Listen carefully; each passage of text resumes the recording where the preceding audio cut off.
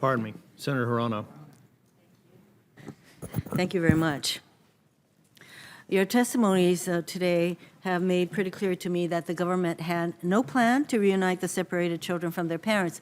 In fact, Commander White said that if the judge had not ordered the reunification, it wouldn't be happening because these children suddenly that we made orphans and became UACs were within HHS custody, and that is reunifying these children, UACs, with parents, because presumably they're UACs because they had no parents. If the judge hadn't forced the reunification, it wouldn't be happening. So, Mr. Albans, what was DHS's long-term plan for these children once they were separated from their parents? Again, ICE has had longstanding policy that facilitates reunification of a parent and a child at the time of removal. That has been our policy, and that would have been the process we would have followed and had followed prior to this judge's order. You mean that even without the judge's order, you would have proceeded to reunify as appropriate 3,000 children who you just separated from their parents?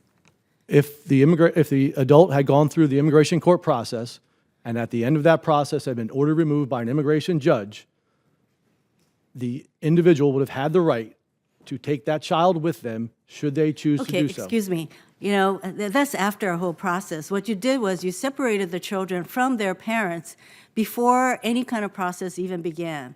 So I understand that once the process and all of that, then if appropriate, you would reunify the children with the parents. But in the first instance, that was not what was contemplated. So basically what I get is that what was happening was that with the separation of the children from their parents, they were immediately deemed unaccompanied children and sent to the Health and Human Services, where in Health and Human Services, under the normal processes, would have tried to find sponsors or someone to take care of their children. Hence, there are some 11,000 children within HHS's custody. So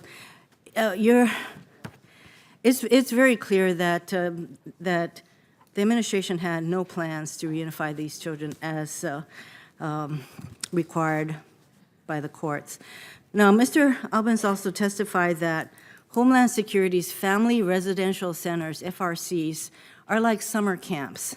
I'd like to know whether all of the panel members are familiar with Homeland Security's FRCs. Ms. Provost. Ma'am, I do not have I have not been to one of the FRCs. Commander? Ma'am, I've never visited in a family residential center. I'd have to defer to my colleague from ICE. He would know them best. Mr. McHenry, are you I've familiar? never been to an FRC either. And what about you, Ms. Higgins? Yes, I've been to both Dilley and to Carnes. So since these are described as family residential centers, and I would ask this of you, Ms. Higgins and Mr. Albans, would you send your children to these centers? Ms. Higgins? I certainly think that in general practice, people would prefer to be free to move about. I can tell you that the centers that I saw did, as described, have schools and. So you would send your child to these centers? Yes, Yes? No? That's a difficult question to answer. It's difficult to put myself in the position of an individual who takes a dangerous journey in which their child can be harmed. Well, these are deemed let alone whether I would send my summer children. camps. So, you know, Mr. Albans, would you send your child to FRCs? Again, I think we're missing the point. These individuals are there because they have broken a law. There has to be a process. They have broken a law only as deemed so by the president with his. No, ma'am, they're there for violation of Title VIII of the U.S. and Nationality Act. Okay, they're USC 1325. That's illegal entry is both a criminal and civil violation. They are in those FRCs pending the outcome of that civil immigration process. They have broken the law. Well, these are mainly, my understanding is that under zero tolerance, these are no longer civil proceedings, but in fact, were criminal proceedings. They were both, So? they were criminal proceedings when the Border Patrol prosecuted them, but at the conclusion of that process, once the individual came into ICE custody, they would go through administrative proceedings. I'm confused. Okay. So the criminal law the that- criminal proceeding is an individual being prosecuted for the criminal violation of improper entry. And that was the zero tolerance policy, right? That everyone would be prosecuted in a criminal proceeding. Is that not right? That is correct. Thank you. Okay.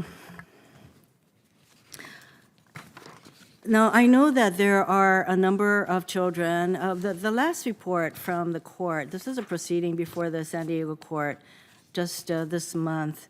And at that time, there were 711 children who were deemed ineligible for a number of reasons, but 120 of these children was because the parents waived reunification. Yes, ma'am. And some 431 were because the adults had, their parents had already been deported.